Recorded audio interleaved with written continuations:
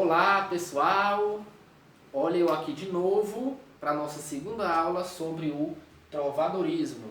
Neste vídeo vamos falar sobre as cantigas, tá? Vou explicar para vocês o que são as cantigas. No vídeo anterior nós falamos sobre o contexto histórico, certo? Dentro do trovadorismo, assim como qualquer outro período literário que a gente vai estudar, o contexto histórico é muito importante para compreender as produções e as pretensões dos artistas daquela época, tá bom? Então vamos lá, trovadorismo, cantigas, tá? Algumas características sobre esses textos. Primeiramente, o que eram as cantigas? Eram os textos produzidos no período do trovadorismo. Esses textos eles eram produzidos no idioma galego-português, tá? Era um protótipo, né, de língua portuguesa. Portugal havia acabado de se consolidar como uma nação independente, né? E o idioma estava começando a surgir, o idioma galego-português, que deu origem ao nosso idioma hoje, a língua portuguesa, tá? Então, esse galego-português ele é um idioma bastante difícil de se compreender, tá? Muitas das vezes, para a gente compreender um texto do trovadorismo, a gente precisa de um dicionário ou de alguma tradução já pronta na internet, tá? Porque o vocabulário é composto por palavras que não são de nosso conhecimento, né? Algumas são, algumas não, ali a formação das frases é diferente, ainda existem poucas palavras, tá? Então, o galego-português era o idioma composto, né, usado para compor os textos aí do período do trovadorismo, era o idioma falado na época em Portugal. E esses textos, eles eram de tradição oral, pessoal. Por que eles eram de tradição oral? Primeiramente, o que é tradição oral? É falado, né? Nós temos a tradição escrita e a tradição oral, que é falado, né? Como eu falei para vocês no vídeo do contexto histórico, a escrita e a leitura na Idade Média, que é o período que se insere aqui o trovadorismo, ela era restrita apenas para os mosteiros, né? Lá para a igreja, para os bispos e para a alta nobreza. Então a população ali da ralé, né, não tinha acesso à leitura, tá? Então, como produzir literatura para uma população que não sabia ler? Por isso que esses textos eles eram produzidos para serem cantados. Daí o nome cantigas, tá? Então, cantigas eram os textos produzidos no período do trovadorismo, que eram chamados de cantigas porque eram cantados, pelo fato de que a maioria da população não tinha acesso à escrita e nem à leitura. Tá? Então não adiantava eu escrever um texto e dar para alguém ler, porque a pessoa provavelmente não saberia ler, tá bom? E esses textos eles eram cantados e acompanhados por instrumentos musicais, tá? Alguns desses instrumentos aqui, viola de arco, a cítara, a flauta, o alaúde, o pandeiro, o saltério, gaita e soalhos. Eu vou mostrar para vocês daqui a pouco, nos próximos slides, alguns desses instrumentos, tá? E o marco inicial do trovadorismo é a Cantiga da Ribeirinha, pessoal, tá? De Paio Soares de Taveirosa. Existe aí uma discussão entre os historiadores, entre os pesquisadores, sobre a data exata desse texto, se foi em 1189 ou se foi em 1198, tá? Mas o que se sabe com certeza, né? Lembrando que essas datas elas não são certas, mas o que se sabe com certeza, com exatidão, é que esse é o texto mais antigo em língua portuguesa de que se tem notícia. A Cantiga da Ribeirinha de Paio Soares de Taveiroz. E por esse motivo ele é considerado como o marco inicial da literatura portuguesa, tá bom? Vamos conhecer agora um pouco aí dos instrumentos, ó. Esse aqui era o saltério, tá? Como vocês podem ver, ele é uma base de madeira, né? Que tem aqui algumas cordas, certo? Como é que esse instrumento era tocado? Eu trouxe aqui uma gravura medieval, né? Que mostra aqui alguns nobres tocando esse instrumento, né? Ele é como se fosse um violão, só que ao invés de você colocar ele aqui nessa posição, né? Você posicionava ele sobre as pernas e tocava assim as cordas dele, né? Então esse era o saltério. Vamos para o próximo aí. A cítara, pessoal, olha que instrumento invocado, né? Tem corda aí de todo jeito, tem umas 1000 cordas aqui, né? Tem corda aqui, tem corda ali, tá? É um violão 3 em 1, é como se fosse 3 violões aí, né? Tem um aqui e outro aqui, tá? Essa era a cítara. Então vamos ver aqui uma gravura medieval mostrando aí um nobre tocando essa cítara, tá? A gente pode perceber que essa cítara é um pouco diferente dessa daqui, né? Mas é o mesmo instrumento, tá bom? É a cítara. Vamos conhecer o próximo instrumento agora. Alaúde, pessoal. O alaúde é como se fosse aí um cavaquinho com o braço ali quebrado, né? Porque ele é assim para baixo, né? Não é reto como o violão. Ele é assim quebrado para baixo, como vocês podem ver ali. Ele também é um instrumento de corda. Então vocês vão perceber que a maioria dos instrumentos desse período aqui são instrumentos de corda. E olha aí uma gravura da Idade Média mostrando os caras tocando, né, o instrumento aí chamado alaúde, tá? Pessoal, esses caras que vocês veem aí na praça tocando alguma coisa lá e pedindo uma grana para você colocar dentro do boné dele, né? Era como se fossem os trovadores aqui desse período, tá? Era uma galera que cantava, às vezes em troca de dinheiro, às vezes não, certo? Como já foi dito no vídeo anterior. Outro instrumento aí é a viola de arco. A viola de arco, pessoal, ela parece um violino, tá? Eu já tive contato com uma, já peguei uma viola de arco, tá? Você coloca ela aqui nessa posição e vai tocando aqui, né? Então ela é semelhante ao violino, só que com a sonoridade, uma construção um pouco diferente.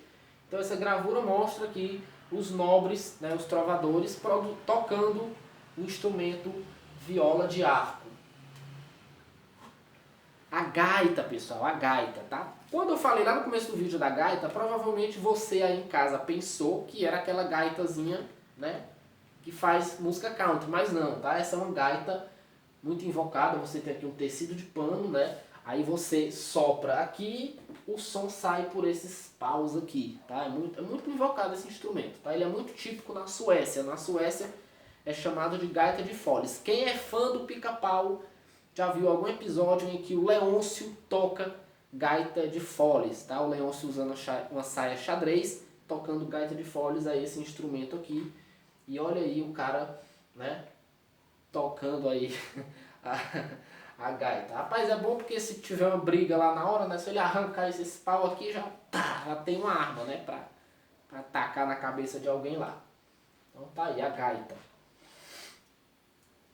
E a flauta, né, que vocês conhecem, certo? Todo mundo sabe o que é uma flauta, não preciso me alongar explicando esse instrumento. Aqui é uma gravura medieval mostrando os nobres trovadores tocando aí a flauta.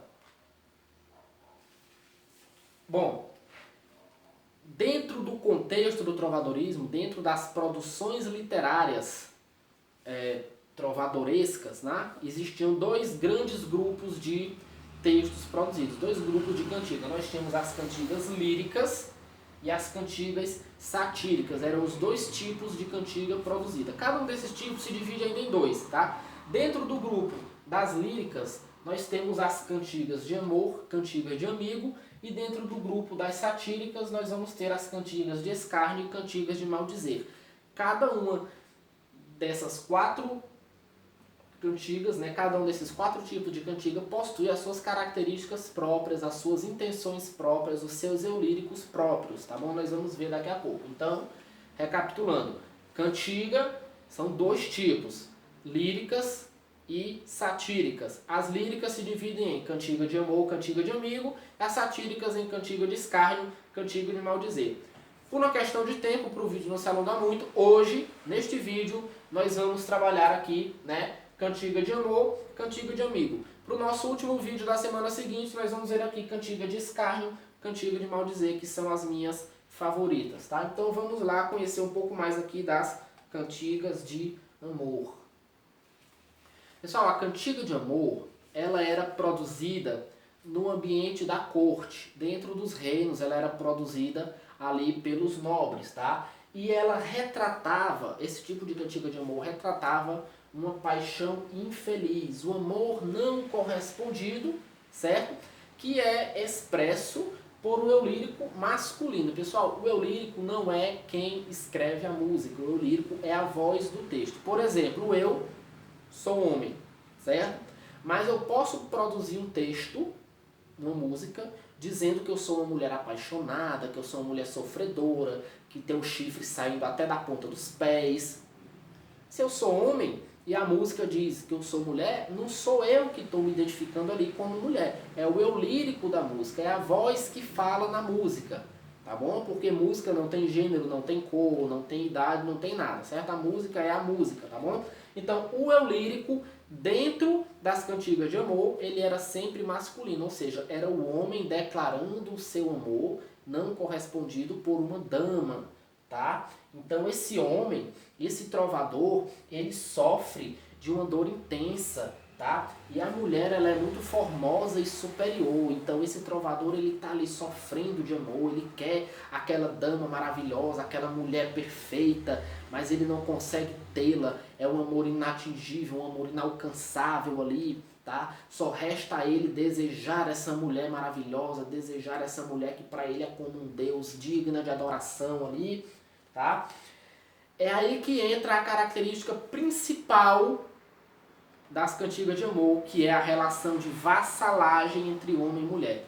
Lembram lá do vídeo do contexto histórico, quando eu expliquei sobre o feudalismo, que o feudalismo era um sistema político-econômico em que existia uma pessoa muito rica, que era dona de várias terras, chamada de suzerano, e essa pessoa, esse suzerano, esse dono de terra, cedia parte dessas terras para uma pessoa pobre, que era ali o servo, produzir dentro dessa terra para ele e pagar imposto para ele, enriquecer cada vez mais, né? Então ele era uma espécie de escravo dele ali, era o chamado de vassalo, tá? Então o senhor é o suzerano, o servo é o vassalo. Essa relação de vassalagem é incorporada dentro da produção literária do trovadorismo nas cantigas de amor, porque o homem, ele se coloca como um vassalo da mulher, como um servo da mulher. A mulher é a senhora, como se ela fosse a dona da terra e o homem vivesse exclusivamente para servi-la, né? Para agradá-la, para ser seu escravo ali, tá? Então, essa é a relação de vassalagem, a relação do feudalismo com as cantigas de amor. Esse amor era um amor cortês, como eu já falei para vocês, né? Eram tipos de textos produzidos por nobres, né? Por membros da alta nobreza dentro das cortes, e ele tem origem provençal no sul da França, tá bom? Então vamos conhecer agora alguns desses textos aqui, ó. Trecho de Cantiga da Ribeirinha de Paio Soares de Taveiroz, tá? Como eu falei para vocês, é o texto mais antigo que se tem notícia, tá? Então vamos dar uma lida aqui, ó. No mundo não me sei parelha, mentre me foro como me vai, cajamoro por vós iai, minha senhor, branca e vermelha. Queredes que vos retraia quando vos eu vi em saia, mal dia me levantei, que vos em tom não vi feia, tá? Então, percebe como a linguagem desse texto ela é bastante complicada, porque aqui é o que? É o galego português, também chamado de galaico português. Então, o que esse cara está dizendo aqui, pessoal? Ele está dizendo assim, né? Ai, minha senhora, no mundo não conheço ninguém igual a mim, que morre por você, né? E minha senhor branca e vermelha. Pessoal, nessa época não existia a palavra senhora, só existia a palavra senhor. Então, quando ele fala aqui, ó, minha senhor, ele está querendo dizer minha senhora. Branca e vermelha. Por quê? Porque ela era uma palhaça? Não, porque ela era uma mulher de pele alva, né? Com as faces ali rosadas, as maçãs. Parecia aquelas blogueiras do Instagram, quando passa 1 quilo daquele negócio vermelho aqui na bochecha, né? Pois é, então essa mulher, ela era a pele alva, com as faces rosadas, né? Queredes que vos retraia quando vos eu vi em saia. Ou seja, esse homem viu essa mulher ali num momento de intimidade, né? Viu ela ali com a roupa íntima. Ele está perguntando, como é que você quer que eu me sinta depois de ver você assim, né? Lindíssima, nesses trajes, nessas condições, não sei o que mais, né? Mal nenhum dia me levantei em que eu não te vi feia. Ou seja, todos os dias que ele se levanta, ele vê essa mulher cada vez mais linda, cada vez mais perfeita. Então essa é uma cantiga de amor. Aqui é um exemplo da relação de vassalagem que existe dentro desses textos aqui, tá? Então a cantiga de amor é o homem sofrendo ali por uma mulher, por um amor não correspondido. Vamos agora para cantiga de amigo. Já vai ser diferente. Na cantiga de amor, eu falei para vocês, né? O ambiente lá de produção era a corte, era o reino.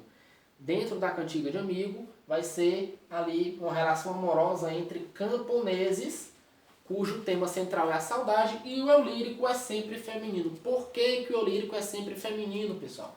Amigo significa namorado, o meu amado, meu amante, meu esposo, né? O homem que eu amo. Então, o eu lírico é sempre feminino, embora essas cantigas fossem produzidas por homens, tá? Mas lembra que eu falei a diferença entre autor e eu lírico. Autor é quem produz, eu lírico é quem fala dentro do texto, tá? Então, o eu lírico é sempre feminino, tá bom? Porque é a mulher sofrendo pelo seu namorado que foi embora, né?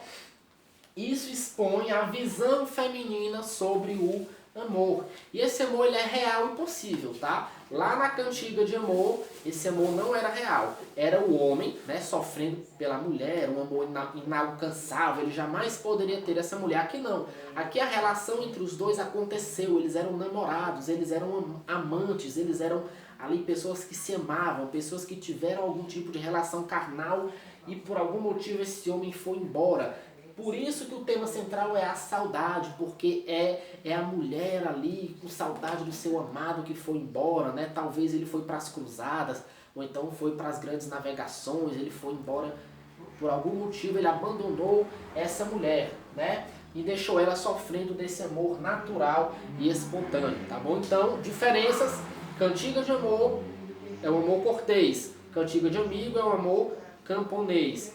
Eu lírico na cantiga de amor é masculino, na cantiga de amor de amigo, o eu lírico é feminino, tá? O tema central da cantiga de amor é o sofrimento do homem que não tem o amor correspondido. Na cantiga de amigo, o tema central é a mulher que ama um homem e ele foi embora, ele fugiu, ele abandonou. Vamos agora ver um exemplo aqui da cantiga de amigo. É o nosso último slide, tá? Esse próximo. Ai flores do verde pino, se sabedes novas do meu amigo, ai Deus eu é. Ai flores do verde ramo, se sabedes novas do meu amado, ai Deus eu é. Então, olha como a gente percebe aqui que o ambiente é camponês, né? É uma mulher que ela tá no meio aqui da natureza, ela tá conversando. Produção, me dá essas flores que tem aqui, por favor, produção. Aqui, ó, vamos ilustrar para vocês aqui, ó. Se essa minha produção é eficiente, viu? Por lá, produção. Obrigado, produção. Ó, então essa mulher, ela tá, né? Ela talvez tenha marcado um encontro com esse homem da vida dela, esse amor da vida dela, né? Ali perto dos pinheiros, e ele não foi, e ela está falando com as flores. Ai, flores do verde pino, se sabedes novas do meu amigo, ai Deus eu é. Então o que é esse eu é? Ai Deus, onde ele está? Então ela está conversando com as árvores, ó. Flores lindas, as árvores verdes. Você sabe onde está o meu marido? Você sabe onde está o meu amado? Ai Deus, onde ele está? Produção por obséquio. Vamos guardar lá, produção, obrigado. Tá? Então pessoal, ó. Esse é o tema central aqui da cantiga de amigo, né? É uma mulher sofrendo pelo seu marido que foi embora, tá? Então, espero que tenha ficado bem claro. Por hoje é só, tá? Nosso vídeo encerra aqui. No próximo vídeo, cantiga de escárnio, cantiga de maldizer. Qualquer dúvida, pergunte aí no grupo e tchau!